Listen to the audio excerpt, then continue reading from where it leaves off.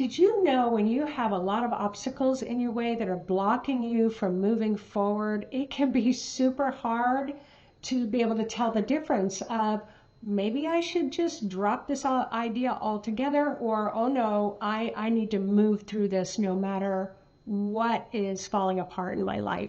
So my name is Nancy Rebecca. I talk about all things energy to understand the spiritual world in your physical day-to-day life. I also teach intuitive psychic development, and I release videos on this YouTube channel several times a week. So go ahead and hit the subscribe if you haven't already, and hit the little reminder bell so that you'll be notified when the next video comes. Now let's get to it. So first of all, I just want to give you, what would I call it, like the answer to the test. So the answer to the test is, if you are not connected to your intuition, if you're not connected to those higher sensing abilities, if you're not connected to your own spiritual light, your own higher wisdom, it's going to be really hard to tell if those obstacles are created out of a base of fear, or these obstacles are created because your spirit's trying to stop you from going there. Your spirit's like, this isn't a good idea. Like, how many times, like, did you question a relationship, but it's like you're feeling all warm and fuzzy, and it's like, you know, they're cute and all this stuff, but there's this voice, it's like, don't do it, don't do it, don't do it. And you do it anyway, because you're just going from the physical perspective. You're not totally tapped into your spirit. Or you can have those hints from your spirit saying you want to go out, you want to meet this person, they're the right person, but you're not feeling like you got any chemistry.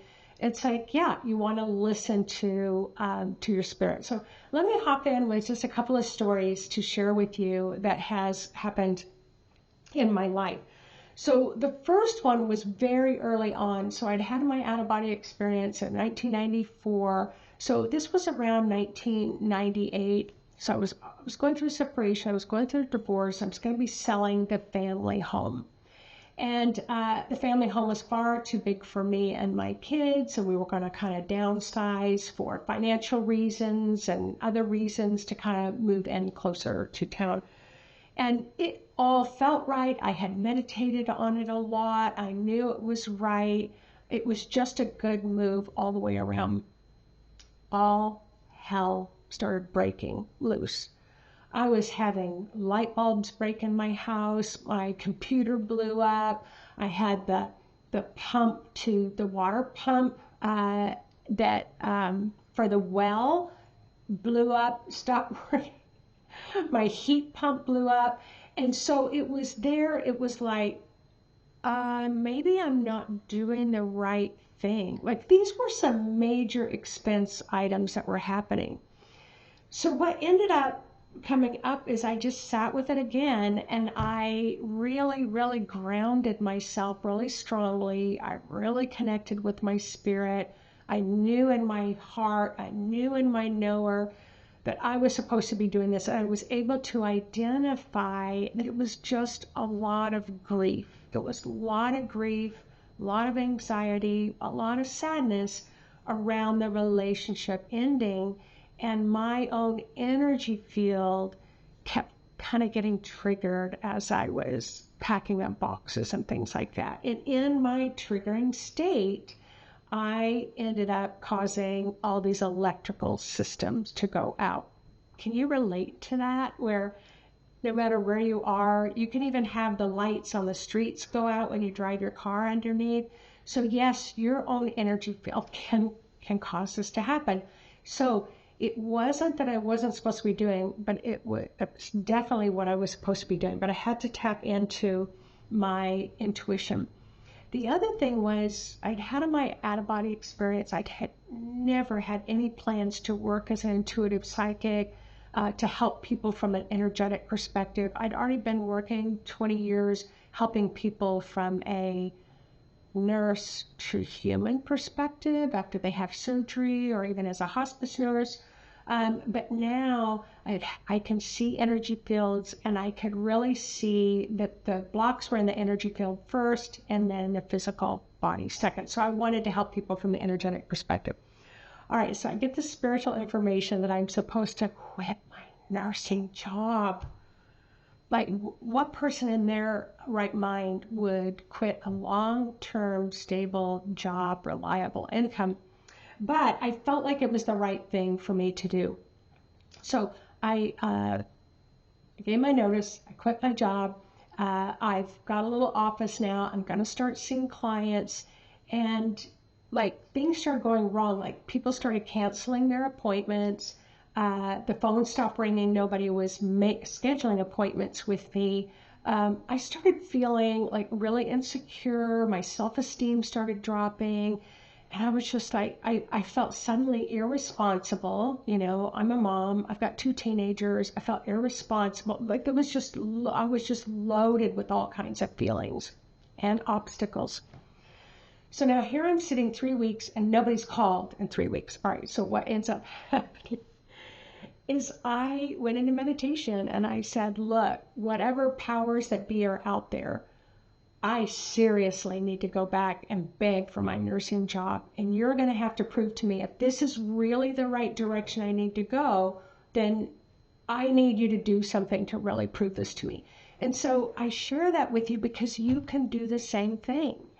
You can ask for signs to appear, and they might appear on the side of a bus or, you know, a car, you know, license plate, or a song will come on the radio, but you can ask for signs. And so from the spirit world, and that's what I did. So I came in on a Monday and we had real phones back then, the real kind of cord plug in the wall phones. And I picked it up and I went to check messages. It says, you've got 28 new messages.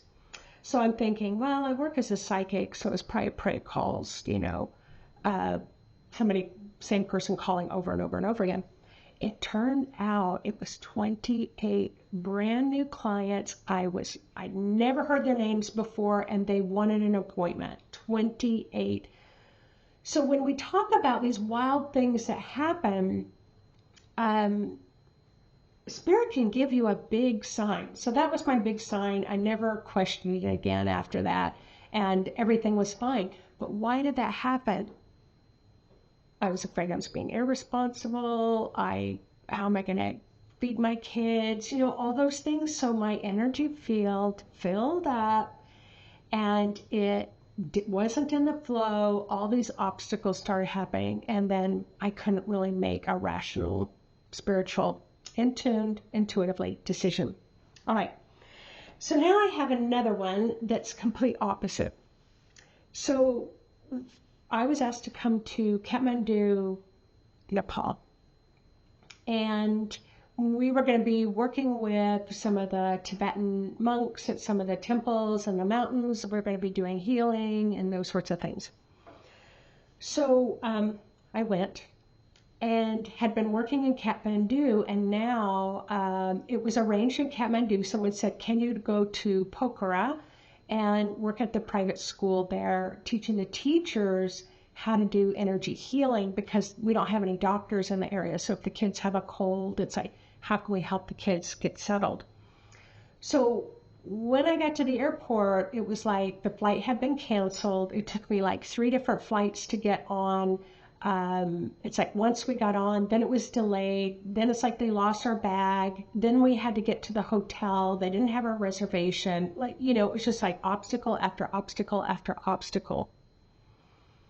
And I thought, there was never a moment where I thought I wasn't supposed to be there. Because I'm this type of person, if I tell you I'm going to be there, I'm going to be there. I'm responsible. I am going to honor the commitment. Okay, so we get there at the school. I'm really enjoying working with the teachers a lot. We have an interpreter. They're having so much fun. They're learning so much. I'm really enjoying teaching what I love to teach. And then a bomb goes off. The school was bombed. And I won't tell the whole story, but it's another one of those really good stories if we had a lot of time. But a bomb went off, and next thing you know, there's a lot of commotion, and they come running in and they ask me if I can want to security guards found the bomb, had thrown it out of the building, but not fast enough. So he was injured. And they don't have a medical system like we have. Their medical system couldn't take him because they had nobody to operate on him. But anyway, I helped to do a healing on him and got him calmed down. I repaired his aura. So his aura was really shattered. And I was able to repair his aura, which then calmed his body. And he was able to calm down and feel better. He wasn't severely injured. So then I went back to the class and I said, I'm leaving Pokhara. I'm going to leave. And so I was kind of really angry. I was really angry at God. It's like, I'm doing God's work. I came here to do God's work. I came here to help people. And then, a bomb goes off. So the voice that I know as God said, well, I canceled your flight. And then we delayed your next flight. And then it took 3 flights. And you still got on that plane. And then you lost your luggage. And then they didn't have your reservation. Like, those were obstacles, right? Those were signs that I wasn't supposed to go. And so what it was I disconnected from my spirit and I connected into my responsibility. I disconnected from spirit and I connected into, I make a commitment, I honor that commitment. So it's like all those ways, ego, right? It's ego. It's all ego. I disconnected from spirit and I plugged into ego. So I learned a really valuable lesson then, because why? I couldn't tell the difference. It's like, I'm supposed to be there. I'm going to keep moving through the obstacles to get there. I wasn't injured, and it provided a deep level of work for me. So I just wanted to look out. So it's like, if you're trying to quit your job and move to another job, you must be connected to your light. You must be connected to spirit, and you know that this is supposed to be true for you. But your fear can cause blocks to come up. So it's going to be really important for you to really meditate and spend some time around your decisions before you make them. I also want to say something here that I always tell my clients after you've had a session with me or any healer. It's really going to be a good idea to not make any decisions for at least a month. And if it's a big decision, wait 3 months. Because after you have an energetic healing, you can feel so high and you can feel so clear and you can feel like, oh my gosh, I just need to sell everything and put a backpack on and travel the world. Well, once your spirit comes back into the body and your body's like, what the heck are you thinking? You've never hiked a day.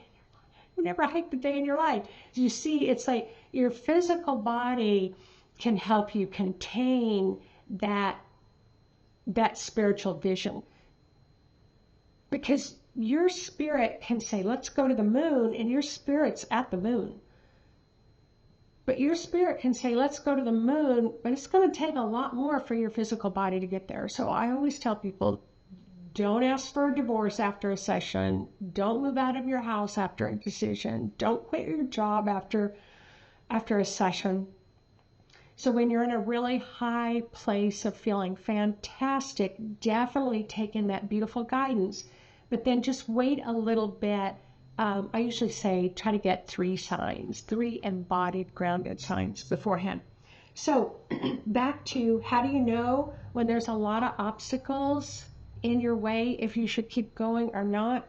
It's really hard to tell. There is no easy answer to that question.